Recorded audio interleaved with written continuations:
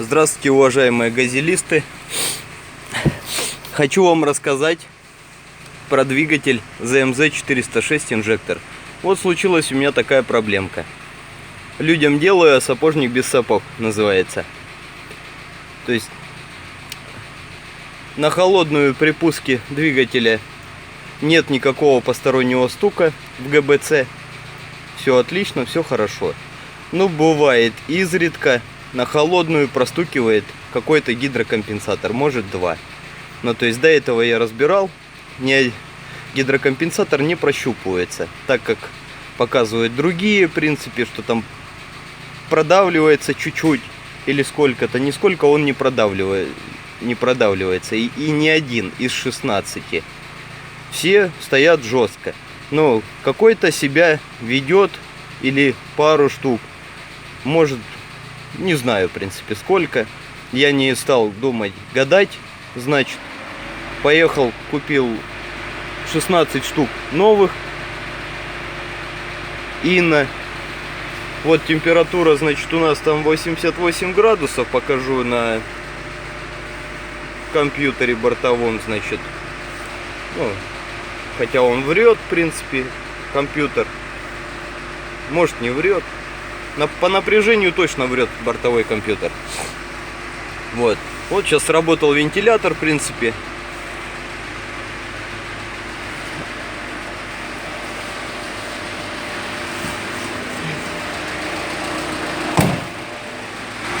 Вот сейчас ждем, отключится вентилятор. И может так слышно звук, в принципе, даже. Вот он. Ну, на нервы действует, надоело уже это дело.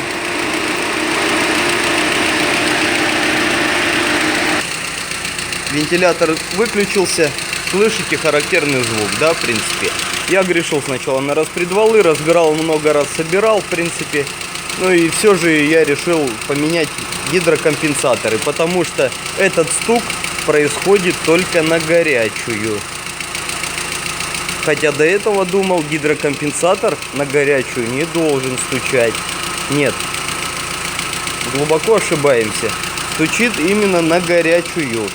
При температуре от 70 до 87 градусов. Вот купил, значит, Инна, типа Германия, гидрокомпенсаторы. 8 штук в упаковочке. Купил 2 упаковочки, потому что будем менять 16 штук. Ну что, в принципе, глушим двигатель. Начинаем разбирать. Показывать я не буду, как я буду это делать. Покажу только тогда, когда сниму бугеля крепления распредвалов.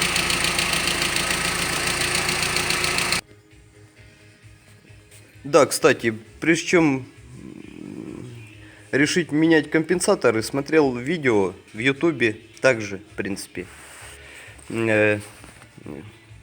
Нашел 2 видео непосредственно, которые меня заинтересовали. Забивал стук на горячую, гидрокомпенсаторов ничего не вылетало, в принципе, ничего найти не мог. И все же сегодня я только нашел и решил поменять все 16 штук. Почему? Парняга из Брянска, в принципе, красава на самом деле. И еще, ну, у парняги из Брянска 405 или 6 движок, инжектор, по-видимому. Парняга 409 двигатель. Он именно показал, как работает, ну, то есть тоже на горячую.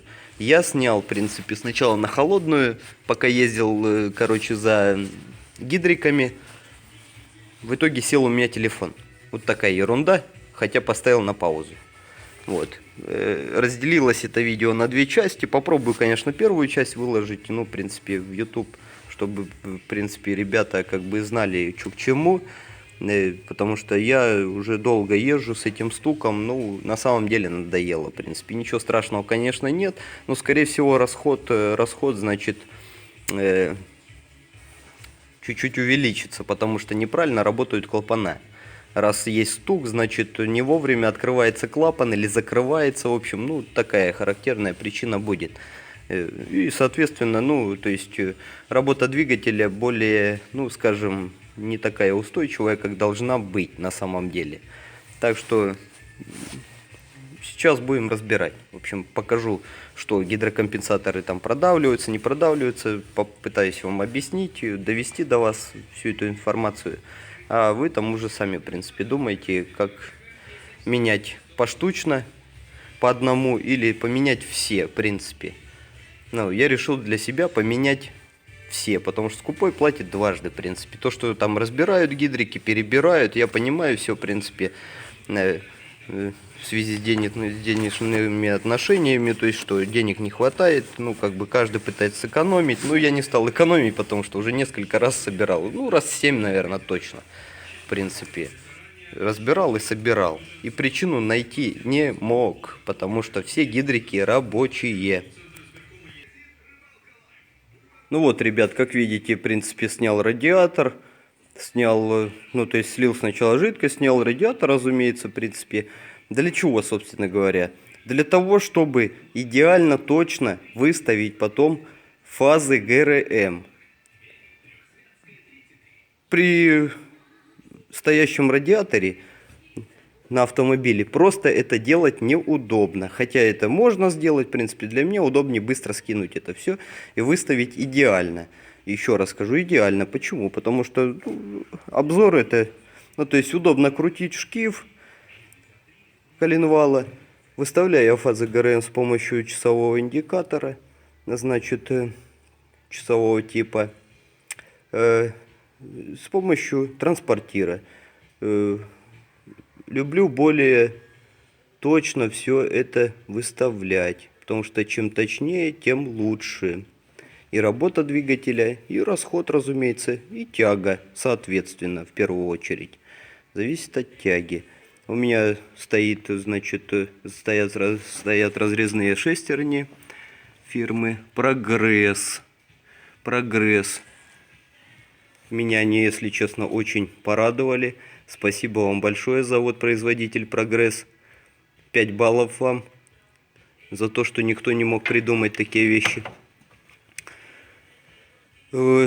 Но с Прогрессом, кстати, ребят, я столкнулся с шестернями, тоже были проблемки с этими, с прогрессовскими разрезными. Именно у меня ГРМ стоит Евро 2, 70-90 зубов на цепях. Так, когда купил разрезные шестерни отдельно, они в комплекте, ну, то есть я собирал комплект, укомплектовывал сам, потому что в комплекте, ну, то есть там идут звездочки, натяжители, в общем, цепей, в общем, такая хрень. Ну, то есть меня звезды не устраивали полностью. Я купил башмаки пластиковые, то есть, видите, да, башмак пластиковый. Поэтому, то есть, это, ну, то есть, сокращает шум ГРМ. Причем очень сильно заметно. Звезды гремят слишком. Шумно работает это все. Ну и как бы, что с завода стояло, я то назад и поставил. Вот, собственно говоря, распредвалы у меня новые. Как я и говорил, я уже лазил или говорил, не говорил. Лазил уже сюда, то есть искал причину, почему стучит именно на горячую. Такая хрень происходит. В общем, на холодную не стука. Или бывает очень редко гидрокомпенсатор какой-то, ну, то есть постучит буквально 30 секунд, потом стук пропадает, все работает идеально, тихо, без шумов, без всяких. При температуре 70, ну, начинается такая песня, от 70 и выше. То есть, вот, значит, но когда я, значит, купил шестерни Прогресс первые, они не налазили на распредвалы, то есть, ну, то есть брак какой-то у них шел одно время. Ну, в принципе, я пришел в магазин, мне сказали, ну, к заводу-изготовителю все претензии. Я созвонился по телефону с человечком с завода. Мы решили этот вопрос быстро, я даже не ожидал сам. В принципе, как бы, что это без проблем все будет. Как бы, я отправил им шестерни на завод, бракованные шестерни. Причем те шестерни были не разрезные, кстати, не разрезные, обычные. Вот, кстати, да, вспомнил, обычные шестерни. Но когда я их отправил на завод, я попросил этого менеджера, чтобы мне выслали взамен разрезные шестерни фирмы Прогресс, то есть идеальная фаза Евро 2. Ну, то есть, ну, мы решили этот вопрос. Финансово я, конечно же, доплатил. Почтовые пересылки все за их счет. Мне вернули денежку за почтовые расходы. То есть прислали мне Евро 2 шестерни Прогресс. Я их, ну, как бы, я до этого уже купил, поставил просто. Ну, как бы, ну, зачем мне?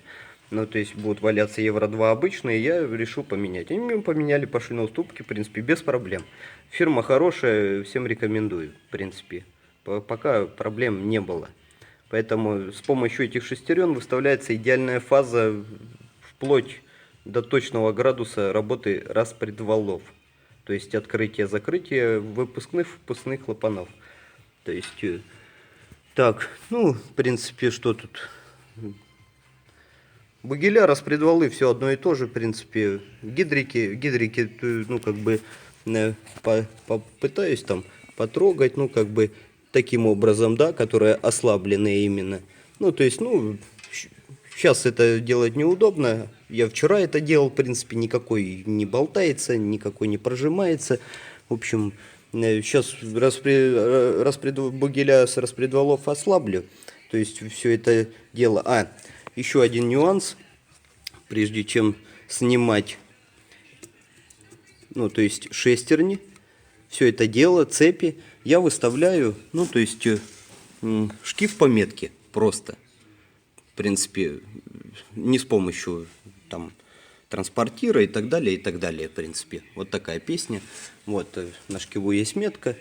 Поэтому выставляю шкив по метке, откручиваю свечку первого цилиндра, верхняя мертвая точка.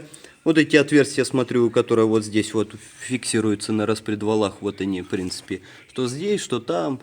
Ну, то есть они должны совпасть вот так примерно. Ну, то есть, как бы, они совпадают, и все. Ну, как бы, и потом только я скидываю цепи. Ну, ослабляю эти болты, разумеется, в принципе. Потом ослабляю гидронатяжитель, вытаскиваю цепи. Ну, то есть в сторону убираю. Потом откручиваю бугеля. Снимаю распредвалы. Ну, бугеля я откручу, распредвалы снимать не буду. Хочу показать вам, в принципе, что на самом деле гидрики не болтаются. И никакого хода у них нет. Но почему-то они стучат на горячую. Какие, я не знаю. Поэтому их не найти, собственно говоря. Методом тыка, ну, уже надоело, в принципе. Я их менял уже частично. Хорошие ставил, смысла нет. Буду ставить все 16 штук новые. Вот я, кстати, выкрутил свечу, в принципе, с первого колодца. Вот показываю, в принципе, ее. Вот ее состояние. Свечи вкрутил, ну, 1000 километров, 1500 назад. Они белые, в принципе. Ну, белые, конечно, тоже плохо, что там мало смеси идет в это. Но зато, в принципе, ну,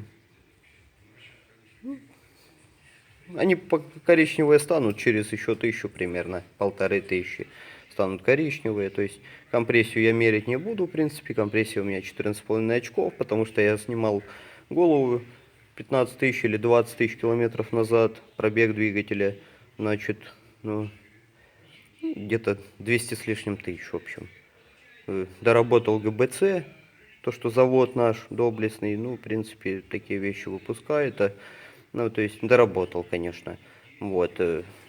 Российские запчасти есть российские запчасти. В итоге у меня компрессия стала 14,5, 15 очков была изначально 15, сейчас 14. В принципе, ну, двигатель проворачивается очень туго от того, что высокая компрессия.